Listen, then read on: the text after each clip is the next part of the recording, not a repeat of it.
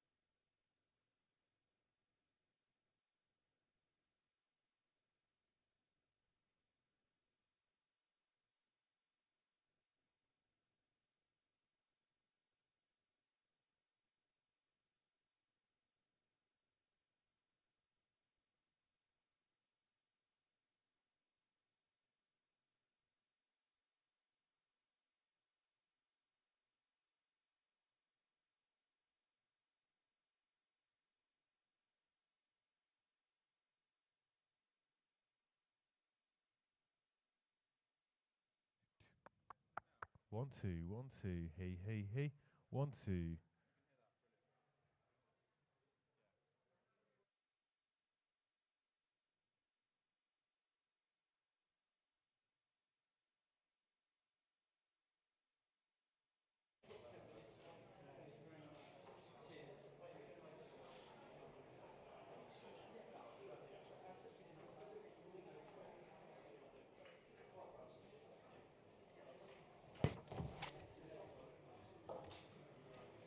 One, two, three, four, five, six, seven, eight, nine, 10. 1, 2, 3, 4, 5, 6, 7, 8, 9, 10. 1, 2, 3, 4, 5, 6, 7, 8, 9, 10. 1, 2, 3, 4, 5, 6, 7, 8, 9, 10. I'd say we...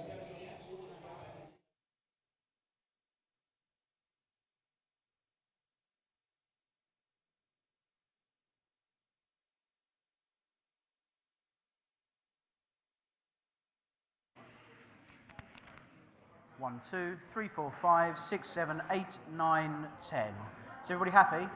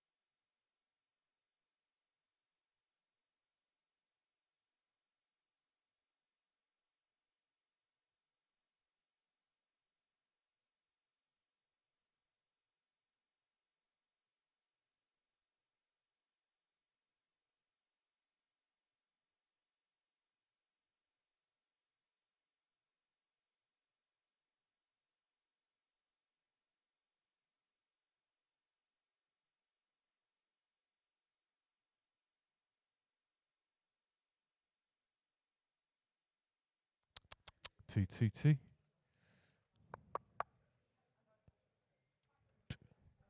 1, T.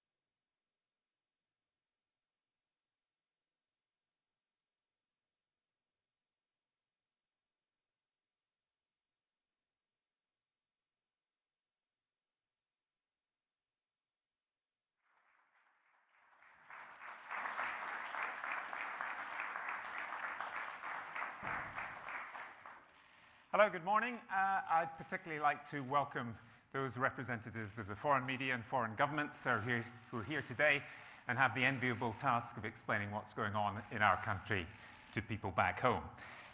It's obvious that we face a political crisis.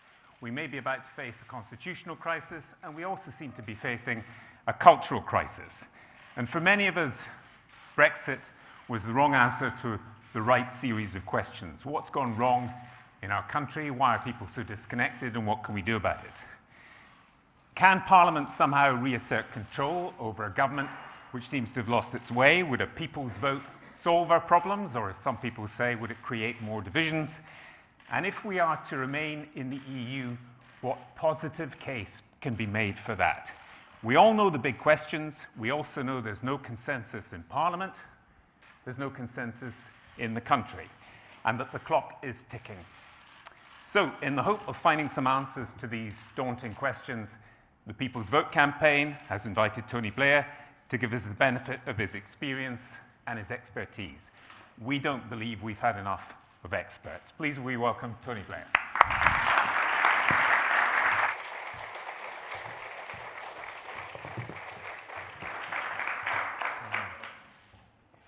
Thank you very much indeed, Gavin. Welcome, everyone. It's a great pleasure to be with you here this morning. First, to state the obvious, the country is in crisis, and we're suffering. The government is preoccupied by Brexit to the exclusion of all else, when so much else requires urgent attention. Investors are losing confidence.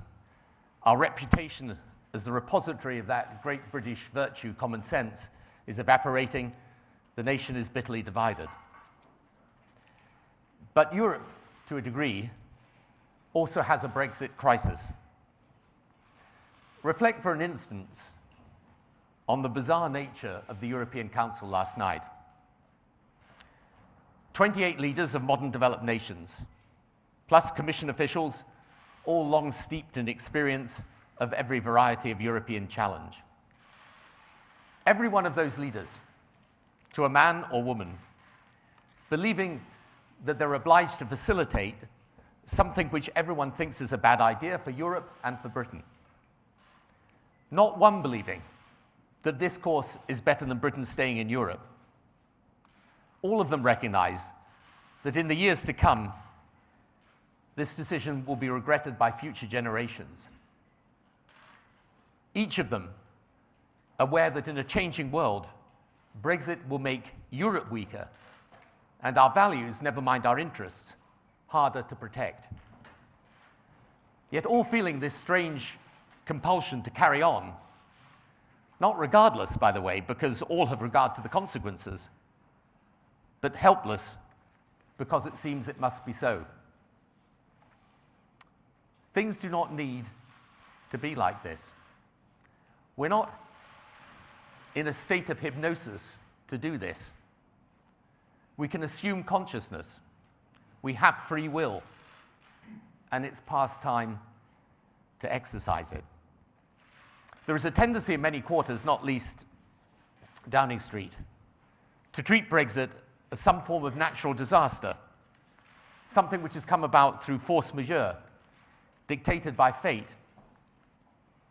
Brexit is man-made. It can be unmade by man. We simply must discover the will to change.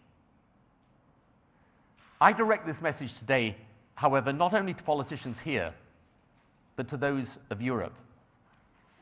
Between now and the 21st of January, we should see whether it is possible to find a majority consensus for any form of Brexit in Parliament. In the meantime, we should prepare for the eventuality that there isn't such a consensus. Politicians should debate and discuss the different options. Europe should prepare for the possibility, now morphing into the near probability, that Britain will require an extension of time to the Article 50 process, either to negotiate further or, more likely, to conduct a new referendum, a people's vote. Our present situation is unique in modern British politics. The government is not in control, not of the agenda, not of events, and certainly not of the outcome. What is stranger is that they're not really positioning themselves to take control. Instead, they're saying it is this Theresa May deal or no deal, when it's clear that there is a consensus against the first and equally a consensus to avoid the second. In politics, the flip side of a politician's strength is often their weakness. There is sincere admiration for the doggedness of the Prime Minister in keeping on, despite all the shenanigans.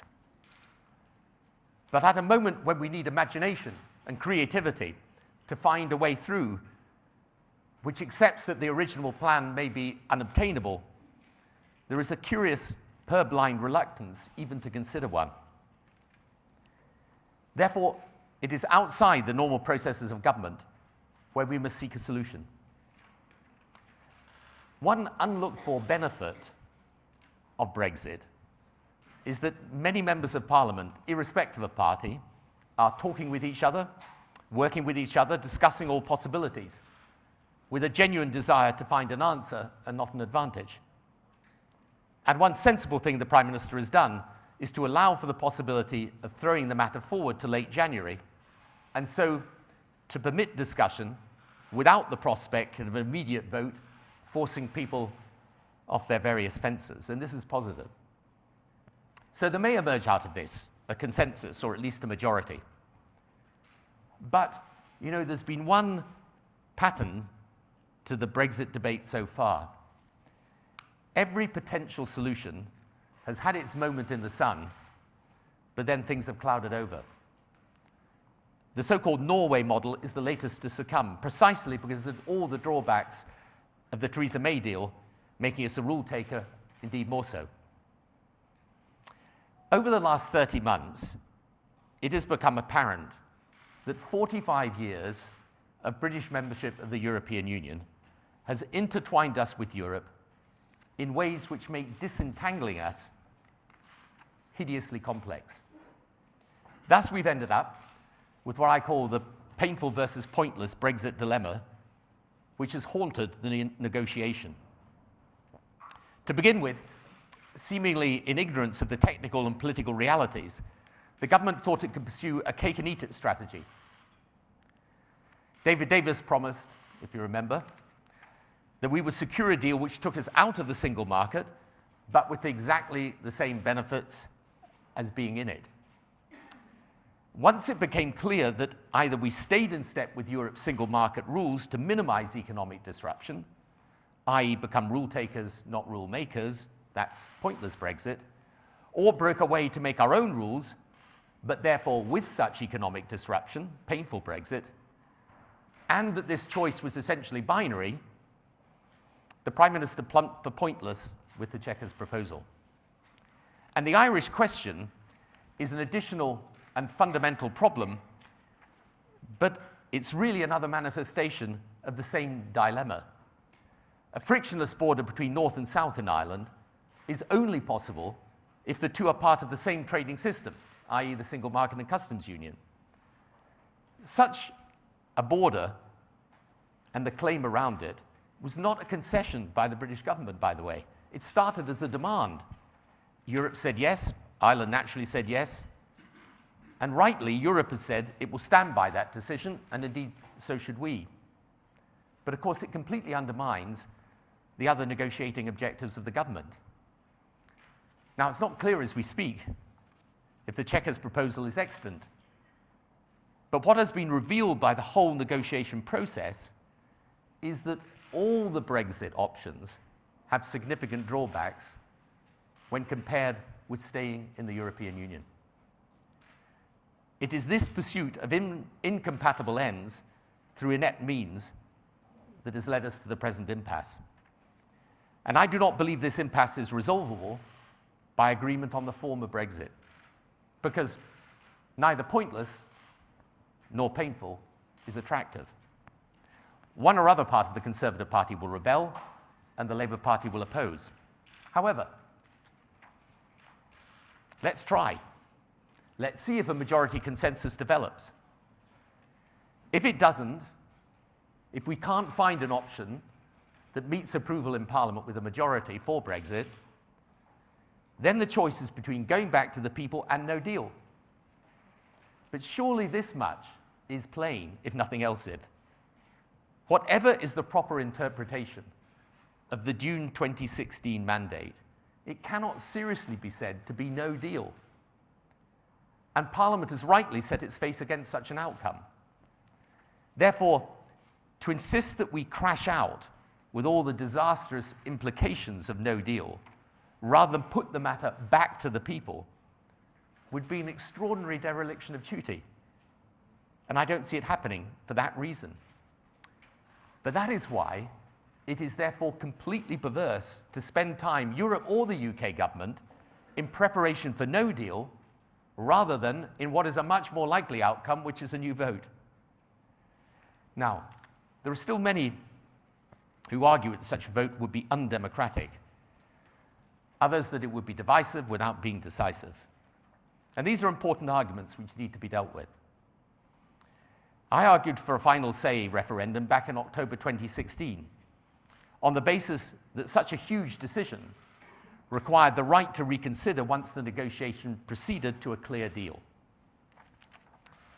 I think that argument was strong then, but the argument today is infinitely more compelling. We've had 30 months of negotiation.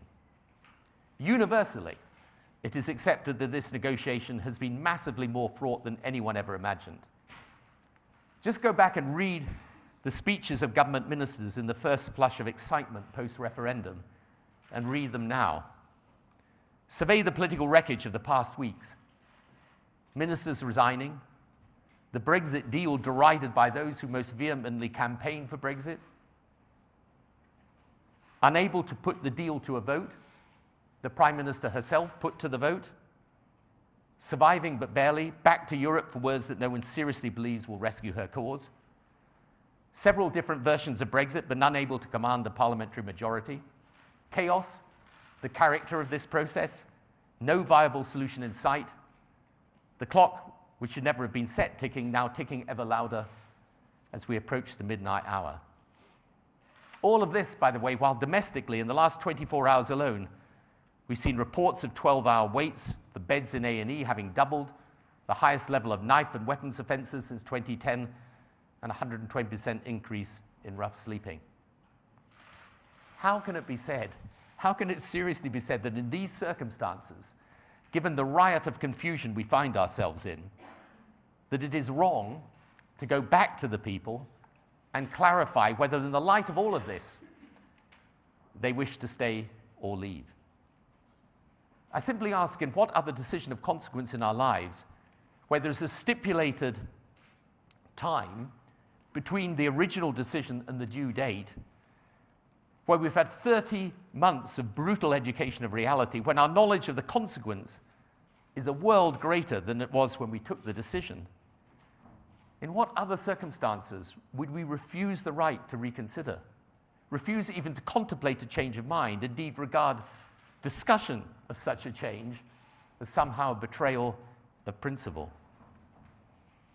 Would we take such an attitude towards the time between engagement and marriage, if that time was as hapless as ours been since the referendum of June 2016 and the state of the nation today? Or towards the time between accepting the job offer and taking it up, or the time between deciding to move to a new home and the reality of inspecting it? If our knowledge of reality in any of these situations changed, would we really abhor the prospect of reconsideration? Given all that has happened, the undemocratic thing is to deny people a final say. Of course, there is discussion of the precise question a referendum would pose. But the difference between now and June 2016 is really about context. In a new referendum, both sides will be able to make their case in the context of the experience of the Brexit negotiation and what we've learned through it. I mean, who can seriously argue that we do not know more today than we did in June 2016? Today we know, and let me be fair to the Brexiteers, There was not a recession following the vote. Unemployment has carried on falling, and wages have risen slightly. On the other hand, we know that our currency has been severely devalued, investment and growth badly affected, and no one can credibly stick £350 million extra for the NHS on the bus next time. We know that since the referendum, European migration is down. We understand much more about what such migrants actually do, and immigration from the rest of the world is up. The point, very simply, is that claim and counterclaim are this time going to be influenced by fact. As for the charge that such a new referendum will divide the country or produce an explosion of popular anger, I say we're divided now. And are people really going to be angry to be asked to give an answer when Parliament cannot? So far from being a source of disunity, if, as I suggest, both sides make a formal agreement that the decision is final, no matter how narrow, it will bring what all sides truly now crave, which is closure. But go ahead without such a final say, especially on the terms of the Theresa May deal. And for a certainty, both ardent Brexiteers and Remainers will feel angry and betrayed. And because of the deliberate ambiguity of the deal, the argument will continue, not abate. So, what seemed a few months ago unlikely is now, I would say, above a 50% likelihood. We will go back to the people. Ultimately, this could even make sense to the Prime Minister, who could perfectly legitimately say, I did my best, my deal was rejected by Parliament, and you, the people, must give direction because Parliament cannot. There are two important pieces of polling relevant here. A year ago, support for the people's vote was not above 30%. Today, it is the most supported outcome and growing in strength. And as the negotiation has gone on its wild and wacky way, the numbers believing that the original decision is sensible has declined. European leadership must also catch up with these developments and begin preparation. If Britain were to choose to have a new referendum, we would need Article 50 to be extended. We would need a solution to the European Parliament elections, though adequate precedent is available. But above all, Europe would need to decide whether to take an historic opportunity and set out a new offer to the British people, which also answers the concerns of citizens across Europe, particularly on the questions of immigration and the freedom of movement principle, the control of Europe's borders, and the acceptance that inevitably those inside the Eurozone will integrate differently from those outside it. Such an offer would itself add justification to the case for a people's vote, but more than that, it would show that the political leadership of Europe and of Britain had listened to the underlying concerns of those who voted Brexit, not disrespecting those concerns, but meeting them in a way which is not damaging. Any Remain campaign in Britain could underline such a point by advocating measures directed at assisting those people and communities who, after the long years of austerity, need support. Now, Europe may say, this is all very well, but how do we do this if your government won't cooperate? I say to them, I understand that, but put it out there. Let British politics respond. Cease to be passive spectators in the debate which, after all, impacts your interests, Europe's interests, and not just Britain's. Tell Britain you want us to stay. Set the agenda of what could happen if we do. So, we are now entering a new phase of this Brexit debate. Government has lost the initiative. Parliament has taken it. We know the options for Brexit. Parliament will have to decide on one of them. If Parliament can't decide on any of them, then it should decide to go back to the people. Now, therefore, should be the time of preparation. Parliament to make sure it can canvass the options in a sensible manner, one by one, to reach agreement on an option or a referendum. Europe to ensure that if Britain is ready to think again, Europe is ready also to think again. All that's necessary is for leadership. In Parliament, if not in government, and in Europe, where despite all the myriad of challenges European leaders have, they should understand that changing Brexit would be the single greatest boost to Europe's economy and politics, and that therefore they need to focus on the part they can play and play it. It's a very simple thing sometimes in politics. It's to understand what seems inevitable is not. Our fate is now in our hands. I say to politicians here and in Europe, think in your heart and in your mind of what you believe is right. Think of future generations who are going to have to live with the consequences of your decision. Think of why you came into politics. Think through what is necessary to do, and then do it. Thank you.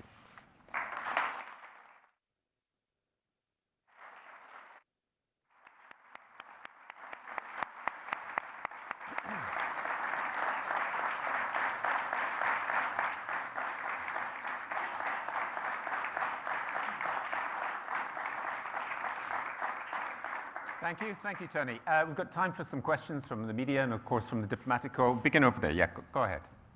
Ian. Ian Watson from BBC. I want to just deal quickly with the European and the domestic aspects of this. So in Europe, Juncker is saying we should be not nebulous, but precise. So precisely what is it you would want from the EU to make a second referendum more likely? Is it Europe-wide reforms of freedom of movement rules, potentially undermining one of their 4 pillars? And given that we've involved them in 2 years of negotiations, torturous negotiations, the backstop, no deal planning, on a scale of 1 to 10, how likely is that? On the domestic front, Theresa May says there won't be another referendum while she's Prime Minister. We've had a member of the Shadow Cabinet saying it would undermine democracy. She is by no means the most sceptical towards another referendum in the Shadow Cabinet. How likely is it you'd get it through Parliament without a change in attitude by the Labour leadership? How important is it that they advocate this at some point? Okay, so those are 2 very sensible questions. First of all, on the question of what offer Europe could make to the UK, it should be an offer that applies to the whole of Europe. But here's the thing, the last 30 months have transformed European politics. I mean, we sometimes don't see this from the British perspective. But if you're in Europe right now, what's the single most significant thing that's happened in the last year? The Italian elections on the issue of immigration. If you look at what's happening in German politics, what's the key issue? The questions to do with immigration, identity. If you look at what's happening across the whole of Europe today, the very issues that underlay Brexit, this is why I always say to people, the issues that underlay Brexit were European concerns. It's just that Britain had the referendum. So Europe has already started to make changes on freedom of movement. For example, Macron has championed the Posted Workers Directive. Right? That is a directive which essentially says you can't bring migrant labour in from elsewhere in Europe under the freedom of movement principle and use it to undercut wages. Okay? Perfectly sensible. Now, there are a series of things that you can do on freedom of movement. For example, some countries, if you come and you spend 2 months and you then can't find work, even if you're from Europe and even if with the freedom of movement principle, you will be put back. Okay? So there is a whole range of things that can be done. And with some imagination, you can create an agenda for change that is obviously relevant to Britain, but is applied Europe-wide, and that would be specifically on the issues around immigration and freedom of movement. And then I think there's another issue that's very important for people, which is the acceptance, and this again is an increasing and gathering acceptance across Europe. If you're part of the Eurozone, you're going to integrate differently from those who are outside it. You need to make that explicit and clear. So that's one aspect of what should happen. And look, my view is we should stay in the European Union anyway, but I think it is possible to go back and negotiate something in completely different circumstances than the ones that David Cameron found himself in back in 2016. Secondly, about the referendum, I mean, it's the old Sherlock Holmes dictum that when you exclude the impossible, what remains, however improbable, is the answer. And you know, what I say to people is, look, you're going to find a way, Parliament will find a way to do an iterative vote on the options. And we know what those options are. And by the way, you know, sometimes people say, you know, it's not clear what all the different options are. It's always been clear. Right? You can do an all-way type option. That means that you stay effectively in the single market. Right? But the problem with that is exactly the problem of the pointless Brexit, because you're then a rule taker and not a rule maker. Okay. You can do a Canada-style free trade deal, which is actually the Brexiteer option. That means you become a third country free trader.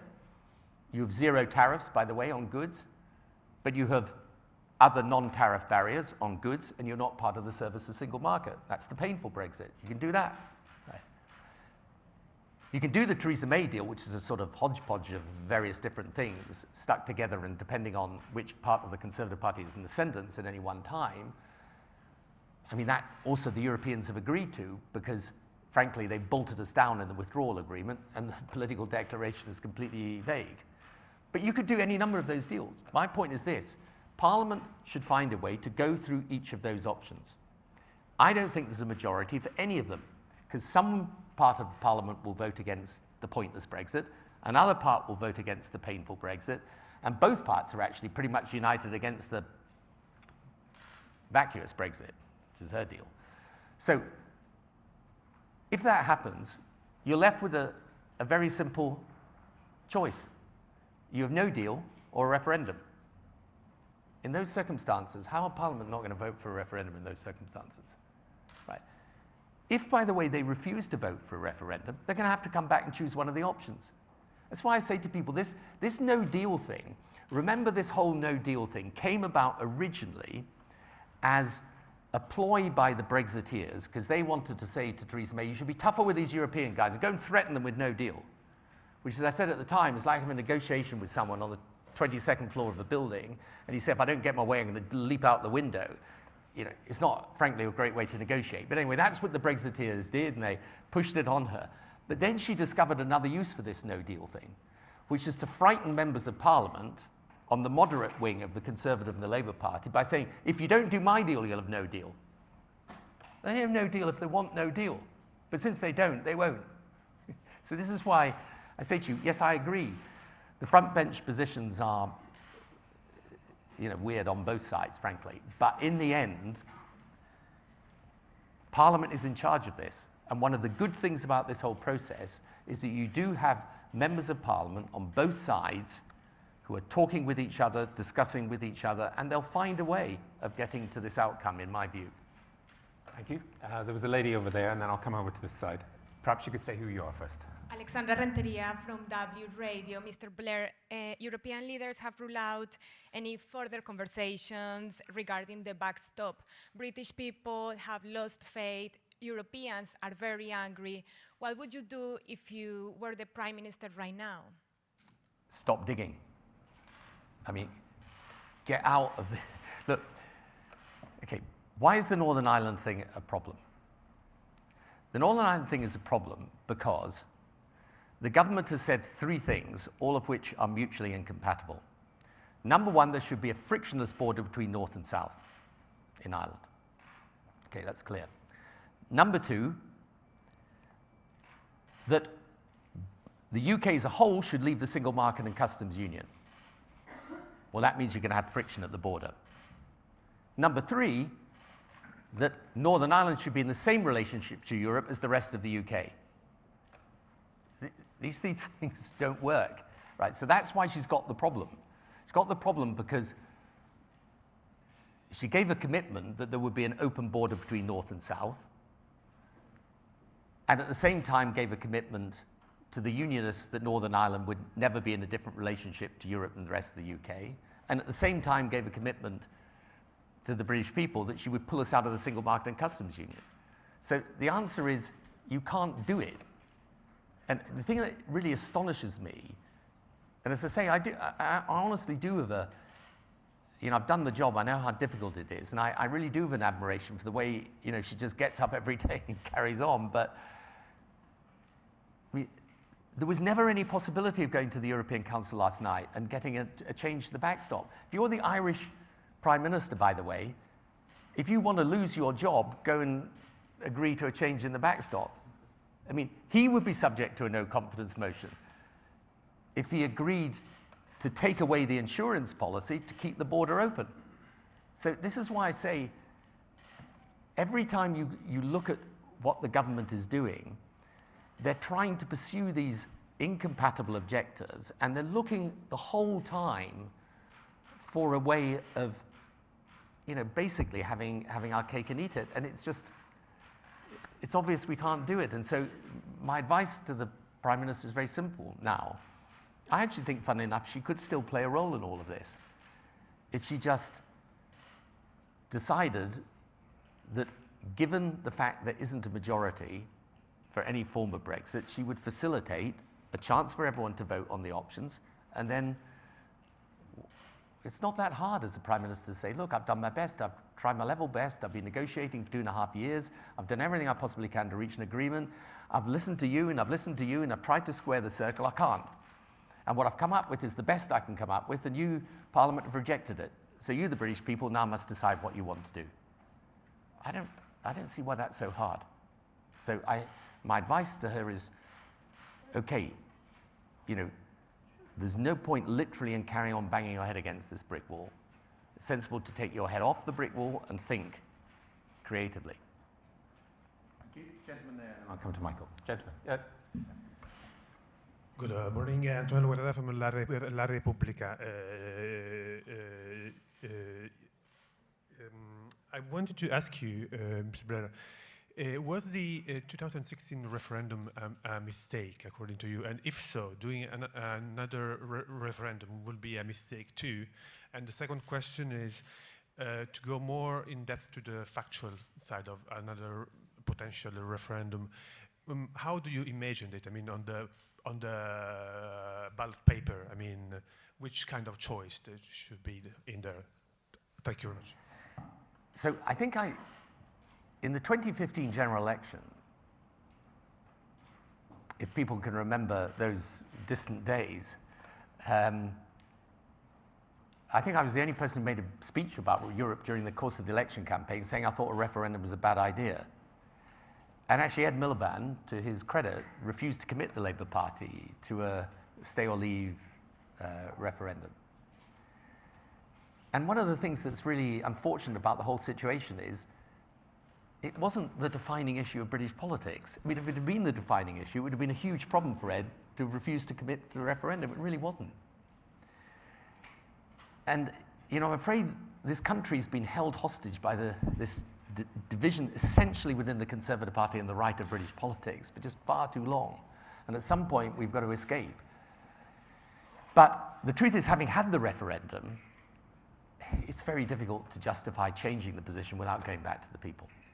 So this is the situation. Now, as for the precise question, you know, I think, as I say, you can debate this, but I think what's very clear is the people who won the last referendum and who argued most ardently for leave, they've got to have the chance to make their case.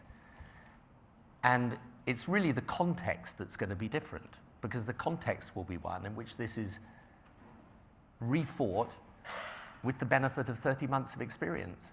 And that's what I've always said to people, that the odd thing is to say, you know, you take a decision and then you have this time elapses between the decision and its implementation, and during the course of that time you learn a whole lot of things.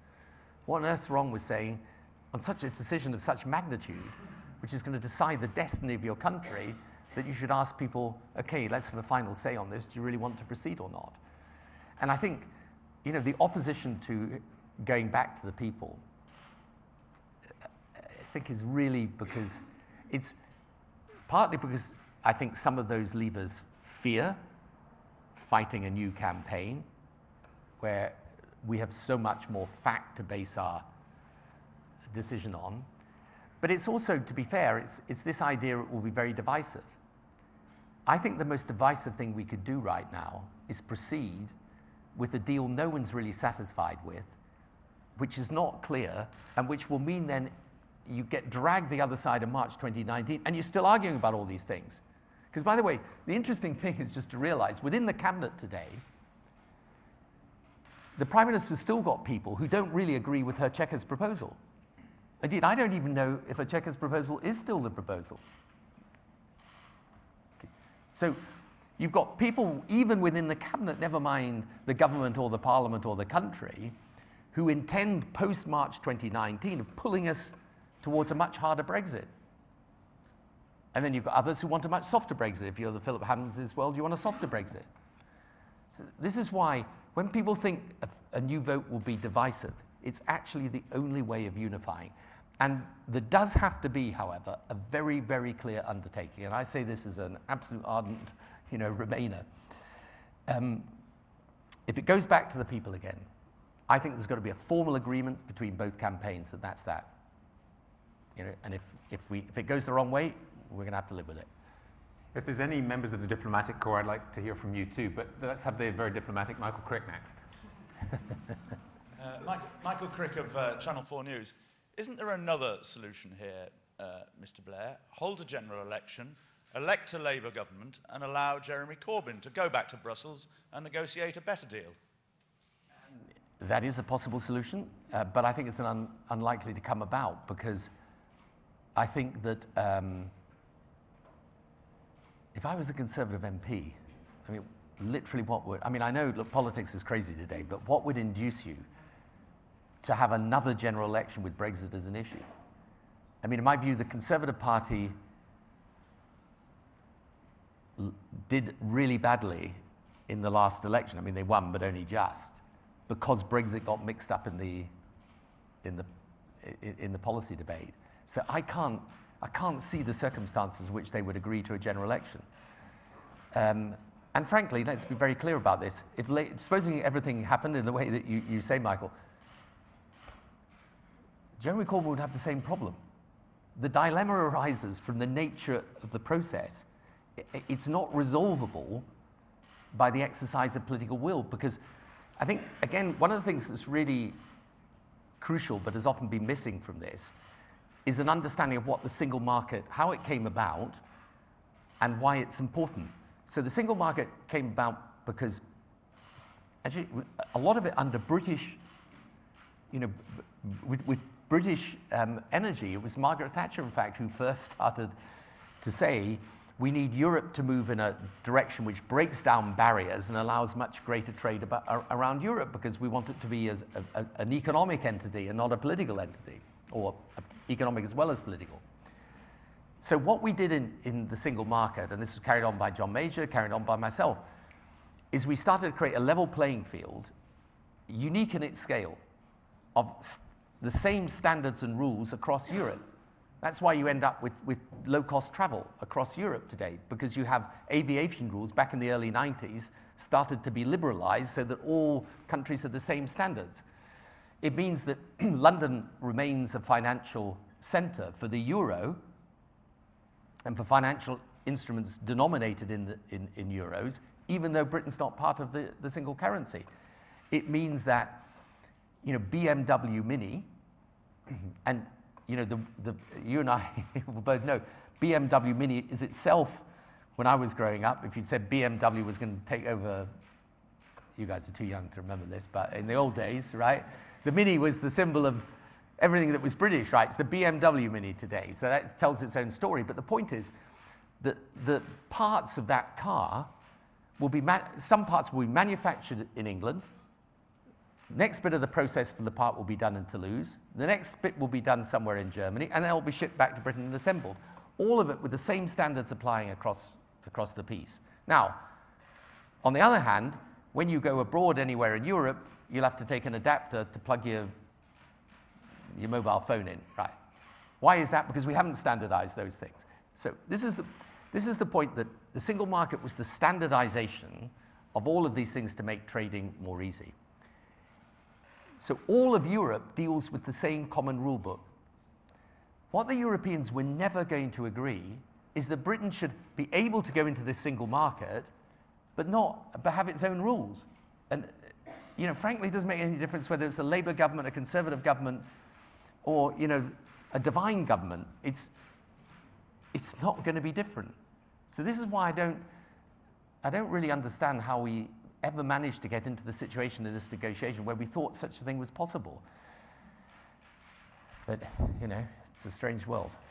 The lady there. Yes.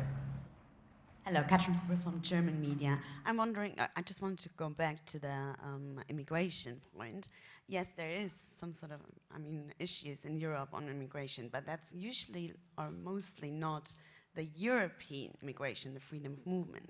So I'm wondering, why should Europe change when they're actually happy with that, within EU, the freedom of movement? And also, why chasing again the far right argument in a way and not making the positive case for that? Okay, so there's two good points. First of all, on Europe, I'm not sure you're right about. I think Europe, yes, it's true that the principal immigration argument in Europe is Europe's external borders. That's true in migration, you know, coming from North Africa and Middle East and so on. However, having said that, freedom of movement, according to my conversations with senior German politicians, is also an issue in Germany and elsewhere. The reason for the Posted Workers Directive that I was describing earlier is an anxiety that people can undercut other people's wages. And the two are linked because if the external borders of Europe are porous and not properly controlled, then more people come in, and then freedom of movement means they can move within European countries. Secondly, I think we've got to be very careful of this. I think with immigration, I'm pro-immigration, but I'm pro-controlled immigration. And I think we've got to be very careful of saying that raising any anxieties about immigration is a far-right issue. People want rules, because if you don't have rules, you get prejudices. That's my view. So you do need rules on immigration, but you should do that in order then to make the case as to why immigration is a good thing and not a bad thing. But if there's an absence of rules, then people get worried by it. And I think that is a common concern right across Europe. And I think it's very hard to look at German politics today, for example, and say immigration is not an issue. But I think you'll find the concerns about it aren't just centered on, you know, Alternative for Deutschland and the far right. I think they go much more into the center as well. And look, in the end, you know, this is the only way I can see of bringing this country back together is for the political class to say, we've listened to your anxieties, we're dealing with your problems, and not just immigration, by the way, communities, people left behind after the years of austerity. We're listening to your problems, we're going to deal with them, but this is the wrong way to deal with it. Brexit's the wrong way to deal with it. I think that's the only way you're ever going to get unity back into the country again. But if you simply turn a deaf ear to those concerns, then I think, you know, that's when you risk ending up with real disillusion with politics. So, time for one more question. Gentleman there. Yeah. Good morning, Mr. Blair. This is Rafael Miguel from Spain's newspaper El País. How would you explain to a social democratic voter elsewhere in Europe the apparently confusing position that Labour is having on all this debate, the Brexit debate? Right. Well, I'm not necessarily the best person to explain this right now, but look, okay, let me try and put it in its most charitable way. There are many Labour MPs in seats that voted leave. Okay. And, you know, you can't ignore the fact we had a referendum and we had a decision. So I understand the reluctance to go against that. But I think actually over these last months, I think there is a pretty clear Labour position now. So to explain it, this is my view of what the Labour position is. Of course, Labour as the opposition would prefer an election. But if it can't get an election, I think there will be overwhelming support on the Labour side for going back to the people. And what I've had many meetings with Labour MPs over these last weeks, and what I've said to those in leave seats, you know, people who worry that if they campaign for another referendum or they say we still want to stay in Europe, they're going to alienate their voters. I say to them, number one, the people that are most strongly for Brexit are opposed to the Theresa May deal. So there's literally no point in you supporting that deal because they don't like it either. Okay. And your Remain people don't like it. So there's no mileage for you in supporting that deal. And I also say to them that I don't think it's a bad position to be in. If you're an MP and you say to your constituents, and I know MPs, including my successor in Sedgefield, who've done this. If you go to your people and say, look, I've looked at this deal. I've looked at all the Brexit options.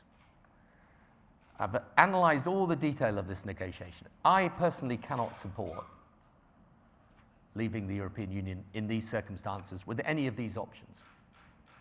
But you, the people, make the final decision. I don't think that's going to lose people their seats. So, you know, I think the position of the Labour Party is understandable because of the fact you've got these divisions within the Labour vote.